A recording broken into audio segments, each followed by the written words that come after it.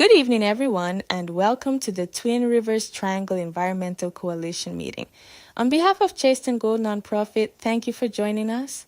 We are pleased to welcome everyone participating in person, those joining online, and community members who may watch this recorded presentation later. I will be serving as tonight's facilitator alongside our TAG Grant community engagement representatives and technical advisors. Tonight's presentation is titled Community Preparation for Next Phases. During our previous coalition meetings, we discussed the history of the Twin Rivers Triangle area, environmental contaminants, exposure pathways, environmental sampling, community participation, risk communication, and available health resources. Tonight, we will build on that knowledge by discussing what may happen after environmental investigation activities are completed and decision makers begin considering or implementing cleanup. We will explain several common cleanup methods, describe what remediation may look like in the neighborhood, discuss protective measures that may be used during field work, and review why monitoring may continue even after active construction is finished. The purpose of tonight's meeting is not to predict which exact cleanup method will ultimately be selected for every portion of the Twin Rivers Triangle site. Cleanup decisions must be based on site-specific data, regulatory review, future land use, technical feasibility, and applicable environmental requirements. Our purpose is to help residents understand the types of activities they may see, the questions they may wish to ask, and the information families may need before cleanup begins. Whether this is your first coalition meeting or you have attended the entire series, we appreciate your participation. Your questions, observations, and lived experiences help strengthen this process. Before we begin tonight's main topic, we would like to introduce Chasten Gold for anyone joining us for the first time. Chasten Gold nonprofit is committed to advancing environmental health, racial equity, housing stability, and community empowerment across Sacramento and surrounding counties. We work in partnership with residents, organizations, and public agencies to amplify local voices, deliver independent technical assistance, and address systemic barriers through direct service and advocacy. Our focus also includes engaging and empowering impoverished and unhoused veterans, families, and individuals who seek assistance with employment, shelter, and connections to appropriate services within their communities. Through the Technical Assistance Grant, Chasten Gold helps residents understand environmental information, review technical materials, prepare questions, and participate in environmental decision-making. Our role is not to replace the regulatory agencies, environmental consultants, property owners, or contractors responsible for investigating and cleaning the site. Our role is to serve as an independent community resource. We help translate complex environmental language into understandable information and create opportunities for residents to communicate their concerns and priorities. At the heart of the Technical Assistance Grant is a simple truth. Communities deserve to be heard, informed, and empowered. Through this grant, Chasten Gold provides trusted support to help residents better understand environmental issues, participate in decision-making, and advocate for lasting change. Whether someone is navigating a complex cleanup process or seeking to protect their neighborhood, we are here to help ensure that community voices are amplified and supported by technical guidance and accessible resources. Together, we are not only addressing contamination, we are building pathways toward environmental justice, transparency, accountability, and a healthier future for all. Preparation is an important part of that work. Residents should not first learn about cleanup when heavy equipment arrives near their homes.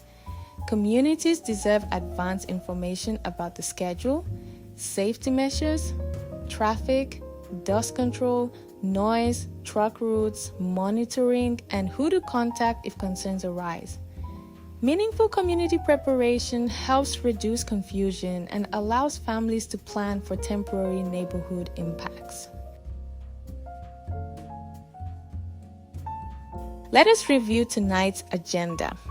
First, we will discuss several common cleanup methods. Second, we will explain what remediation may look like while work is underway. Third, we will review long-term monitoring and why oversight may continue after active construction is completed. Our research topic will examine how modern cleanup technologies help reduce exposure, improve long-term safety, and support the safe reuse of contaminated properties. We will then conduct a cleanup planning breakout exercise. Each group will rank the information it would want first if cleanup began near the neighborhood. After the breakout session, we will discuss what would help residents feel confident during cleanup activities. We will also respond to community questions and conclude with ways to remain engaged. Please write down your questions as we proceed. We will provide time for community comments and discussion later in the meeting.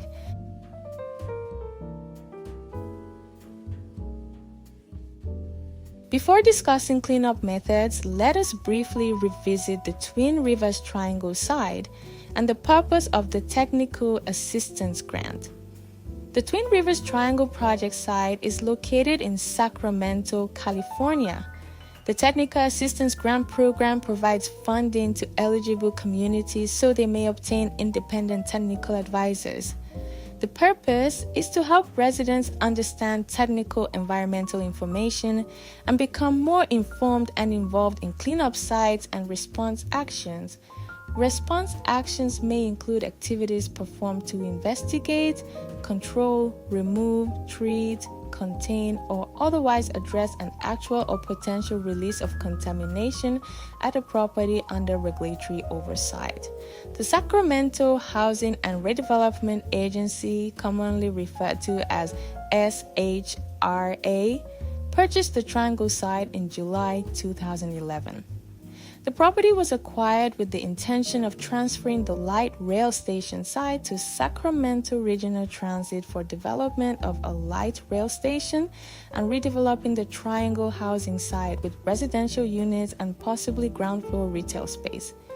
Cleanup addressing heavy metal impacts in near-surface soils was performed for the light rail site in 2023.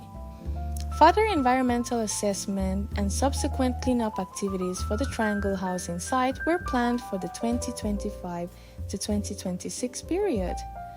This background is important because cleanup must be appropriate for the site's conditions and its future use.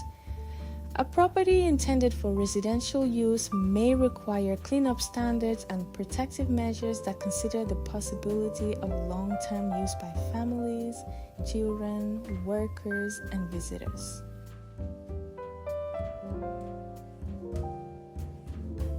We will now begin our first major topic, cleanup methods. The technical term often used for environmental cleanup is remediation.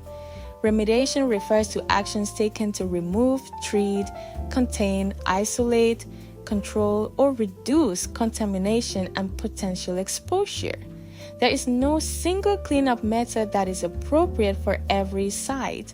The selected approach depends on several factors, including the type of contaminant, the amount and location of contamination, how deeply contamination extends, whether soil, groundwater, or vapor is affected, the possible exposure pathways, the property's current and future use, the effectiveness and feasibility of available technologies, the amount of time required, the need for long-term monitoring or land use restrictions. Sometimes one cleanup method is sufficient. In other cases, several methods may be combined. The first cleanup method listed is soil excavation. Soil excavation involves physically removing contaminated soil from the ground. Heavy equipment may be used to dig up affected material. The soil may then be loaded into trucks and transported to an authorized disposal or treatment facility. Excavation can be effective because it removes contaminated material from the property. However, it may also create temporary concerns involving dust, noise, truck traffic, excavation depth, and site access. Protective measures are therefore important. The second method is capping contaminated soil. Capping involves placing a protective barrier over contaminated material. The cap may include pavement, concrete, clean soil, engineered materials, landscaping barriers, or a combination of layers. The purpose is to prevent direct contact and limit movement of contaminated soil. A cap must be maintained and inspected over time. The third method is groundwater treatment. Groundwater treatment may involve pumping affected groundwater to the surface for treatment, treating contamination underground, using barriers, or applying other technologies designed for the contaminants and site conditions. Groundwater cleanup may take significant time because contamination can move underground and may be distributed across a larger area. The fourth method is soil vapor mitigation. Soil vapor mitigation may be used when gases or vapors beneath the ground could potentially move toward buildings. Mitigation systems may include barriers, ventilation systems, subslab systems, or other engineering controls. The fifth method is institutional controls. Institutional controls are legal or administrative measures used to reduce exposure or protect a cleanup remedy. Examples may include land use restrictions, requirements to maintain a cap, limitations on soil disturbance, restrictions on groundwater use, or requirements for future notification and review. The selected cleanup depends on site conditions and future land use. It is important to understand that cleanup does not always mean removing every detectable trace of a substance. Environmental cleanup generally aim to reduce contamination or prevent exposure to levels considered protective for the intended use of the property. For some sites, contaminated soil may be removed. At other sites, contamination may remain underground beneath an engineered barrier with long-term monitoring and restrictions in place. This is why residents should ask, what contamination will be removed? What contamination, if any, will remain? What prevents exposure? How will the remedy be inspected and maintained? What future activities could disturb the cleanup? Who will be responsible for long-term oversight? These questions help residents understand not only the construction phase, but also how the site will remain protective in the future. It is important to understand that cleanup does not always mean removing every detectable trace of a substance. Environmental cleanup generally aim to reduce contamination or prevent exposure to levels considered protective for the intended use of the property. For some sites, contaminated soil may be removed. At other sites, contamination may remain underground beneath an engineered barrier with long-term monitoring and restrictions in place. This is why residents should ask, what contamination will be removed? What contamination, if any, will remain? What prevents exposure? How will the remedy be inspected and maintained? What future activities could disturb the cleanup? Who will be responsible for long-term oversight? These questions help residents understand not only the construction phase, but also how the site will remain protective in the future. We will now discuss what remediation may look like while active work is underway. Cleanup can change the appearance and activity level of a property. Residents may see equipment, fencing, workers, monitoring devices, water trucks, temporary storage areas, or trucks entering and leaving the site. These activities may feel disruptive, especially when they occur near homes, businesses, transit roads, parks, or community facilities. Advanced communication helps residents understand what they are seeing and why it is necessary. Cleanup activities may involve heavy equipment. Excavators, loaders, drilling equipment, water trucks, street sweepers, and hauling trucks may be used depending on the selected method. Residents should receive information about work hours and how long major equipment is expected to remain on site. Cleanup may also involve temporary fencing. Fencing helps keep unauthorized individuals away from active work areas, open excavations, contaminated material, and construction equipment. Residents should report damaged fencing or open access points. Another activity is air monitoring. Air monitoring equipment may be used to measure dust or certain airborne substances during cleanup.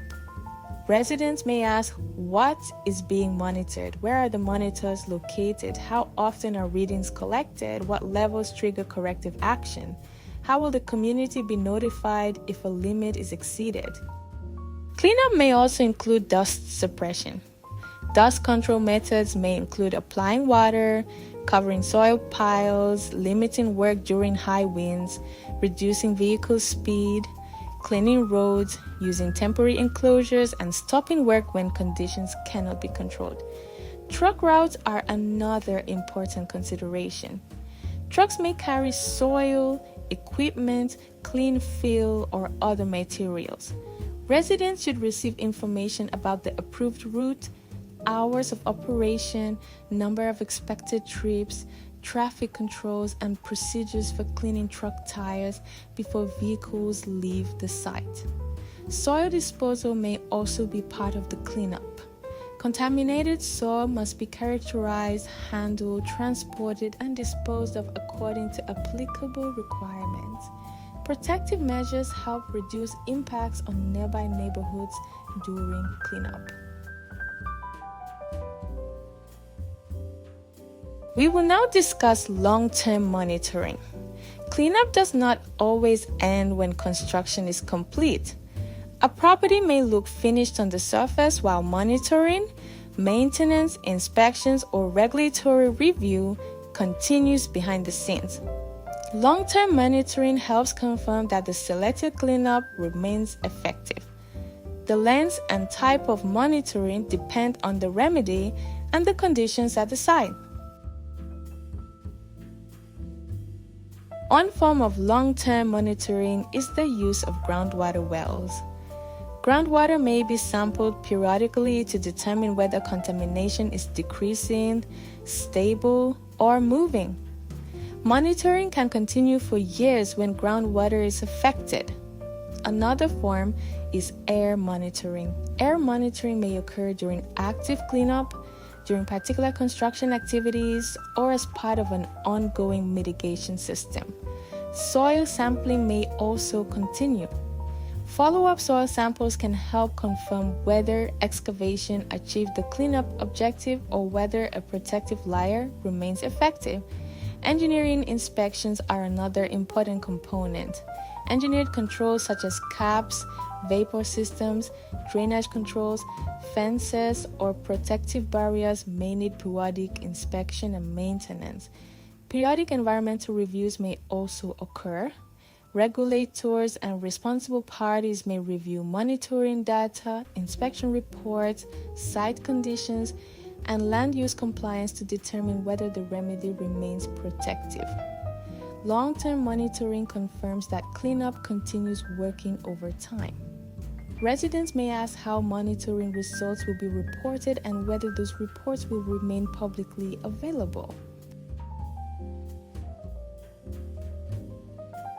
Long-term monitoring also raises questions about responsibility.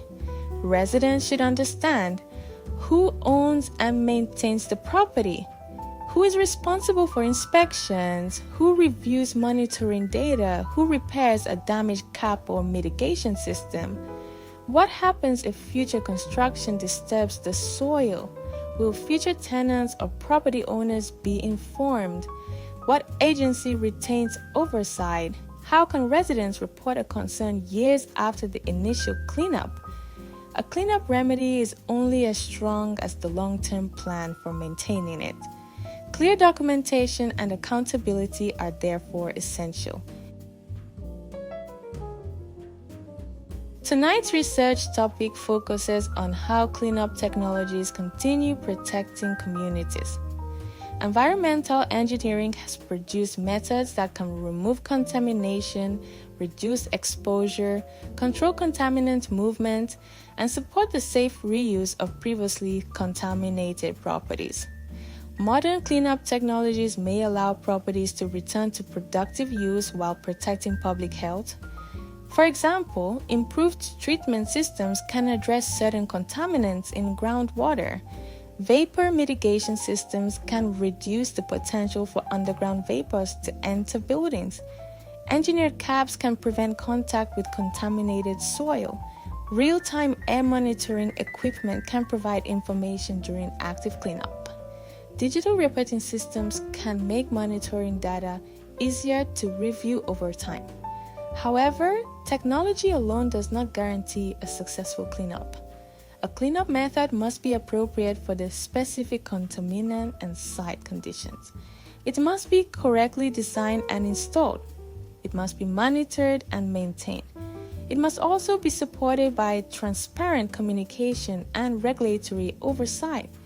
Community members play an important role by asking whether a proposed technology has been effective at similar sites, what its limitations are, how it will be maintained, and how its performance will be verified. We will now transition into tonight's breakout session. We will divide participants into 4 groups. For those joining online, we will use virtual breakout rooms when possible. Participants joining by telephone or anyone unable to enter a breakout room may remain in the main meeting with a facilitator. Imagine that cleanup is scheduled to begin near your neighborhood. Your group must rank the following information in order of importance: timeline, traffic impacts, air quality, noise, safety measures, progress updates. Discuss which information you would want first and explain why. Your group should also discuss how should the information be delivered, how far in advance should residents receive it, how often should updates be provided, who should be responsible for answering questions. Please choose one spokesperson and one note taker. You will have approximately 10 to 15 minutes. When we return, our mediator will read responses from 2 groups aloud. The responses from all 4 groups will be documented as part of the meeting record. We will now begin the breakout exercise.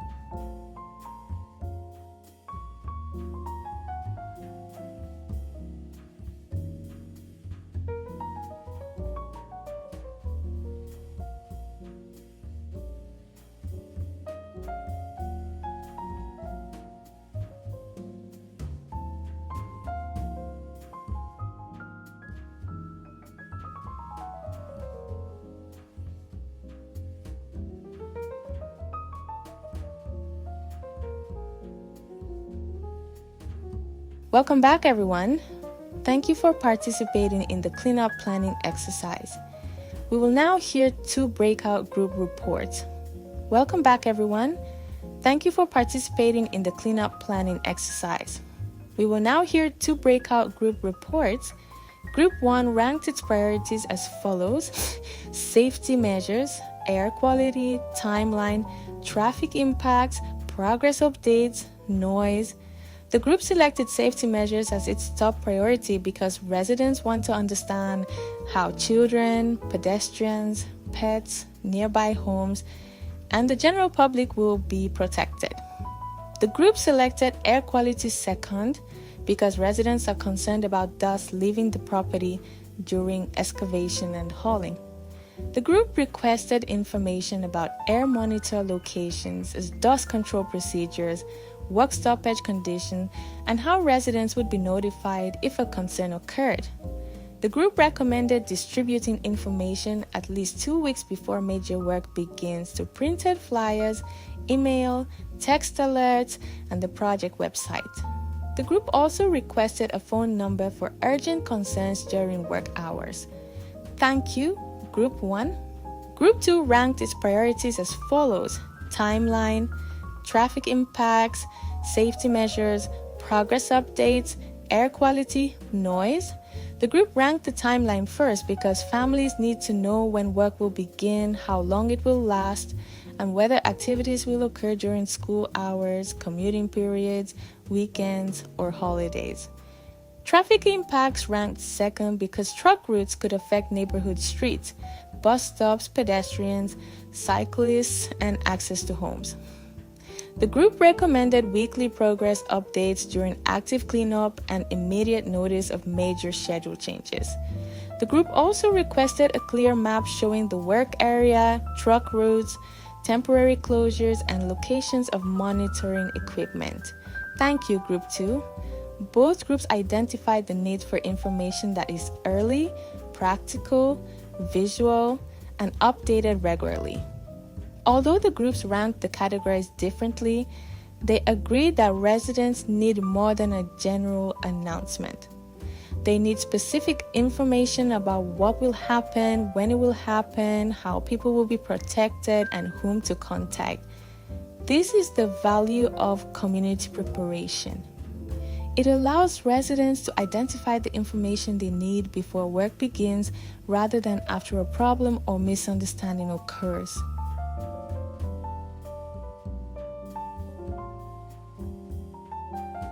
We will now open the floor for our broader discussion prompt. What would help residents feel confident during cleanup activities? Please feel welcome to answer in person through the online comment section or by email after tonight's meeting.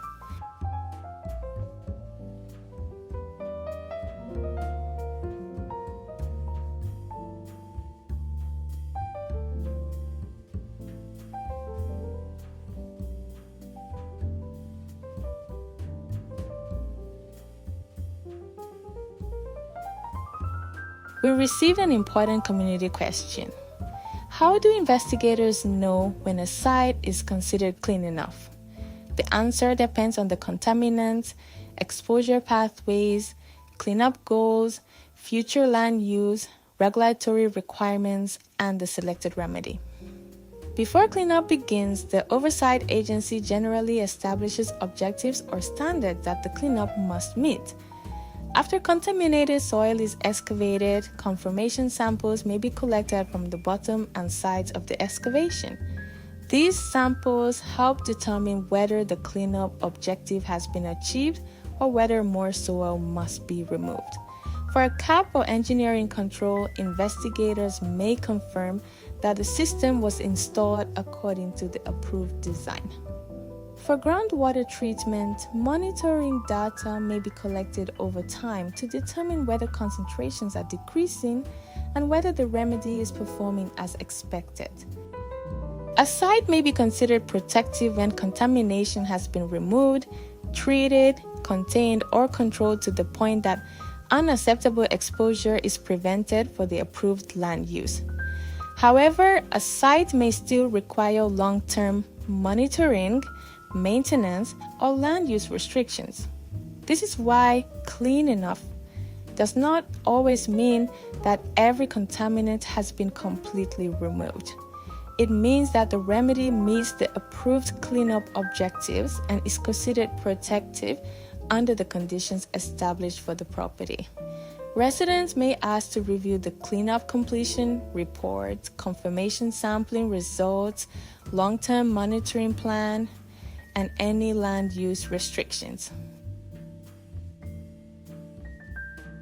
This coalition is meaningful for several reasons. First, it helps address environmental inequities.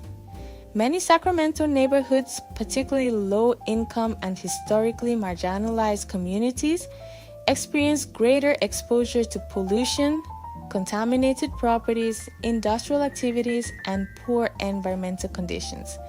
The coalition seeks to close these gaps and advocate for cleaner and safer environments. Second, the coalition empowers community voices.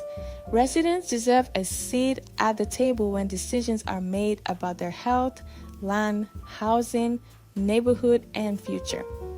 This coalition helps ensure that communities are heard, informed, and involved in environmental decision making. Third, the coalition promotes accountability and action. By bringing together residents, advocates, experts, organizations, and local leaders, the coalition can ask important questions, request clearer information, identify community priorities, and support solutions that protect public health and the environment. Cleanup should not only be technically effective, it should also be transparent, responsibly implemented, and responsive to the needs of the surrounding community.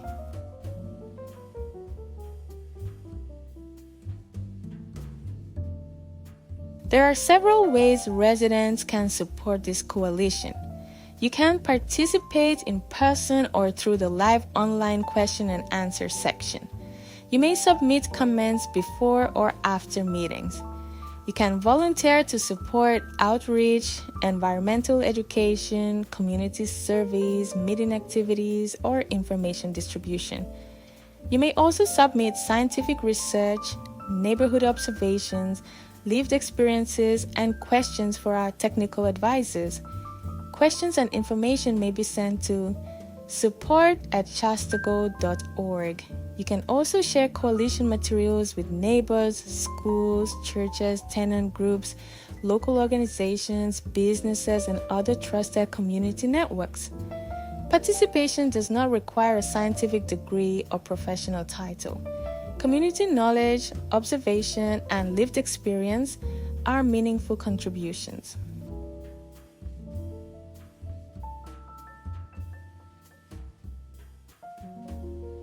Volunteers and supporters may be recognized through Chasten Gold's website and annual report. They may receive invitations to annual fundraising events and other community activities. More importantly, volunteers become part of a committed group working toward a brighter and healthier future.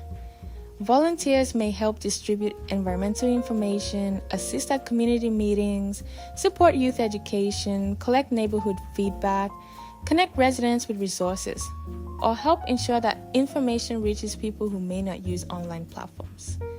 Every contribution of time, knowledge, outreach, or support strengthens the coalition.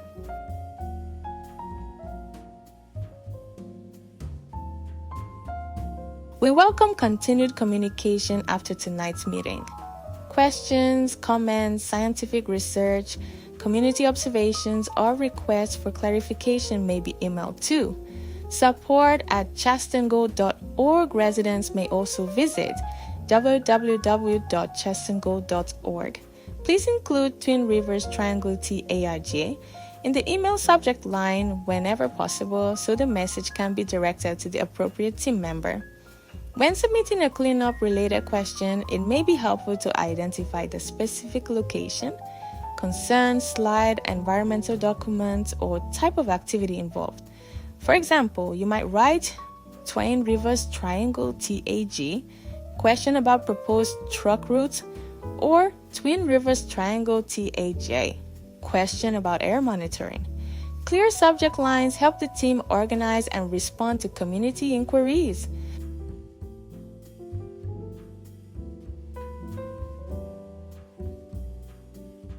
As we conclude tonight's meeting, we would like to thank everyone who joined us in person and online. Thank you for listening, participating in the breakout session, sharing your priorities, and asking thoughtful questions about cleanup and long-term monitoring. Tonight, we learned that environmental cleanup may include soil excavation, capping, groundwater treatment, soil vapor mitigation, and institutional controls. We discussed what remediation may look like, including heavy equipment, temporary fencing, air monitoring, dust suppression, truck routes, and soil disposal. We reviewed how protective measures can help reduce temporary impacts on nearby neighborhoods. We also learned that cleanup does not always end when construction is completed. Groundwater wells, air monitoring, soil sampling, engineering inspections, maintenance, and periodic environmental reviews may continue to confirm that the remedy remains effective. Our research discussion showed that modern cleanup technologies can reduce exposure, improve long-term site safety, and support the safe reuse of contaminated properties. The central message from tonight's meeting is this: a successful cleanup requires sound science, effective protective measures, transparent communication, long-term accountability, and meaningful community participation. Please continue submitting questions and comments to support@chastengold.org. Your participation helps strengthen this coalition and supports a more transparent, equitable, and community-centered environmental process.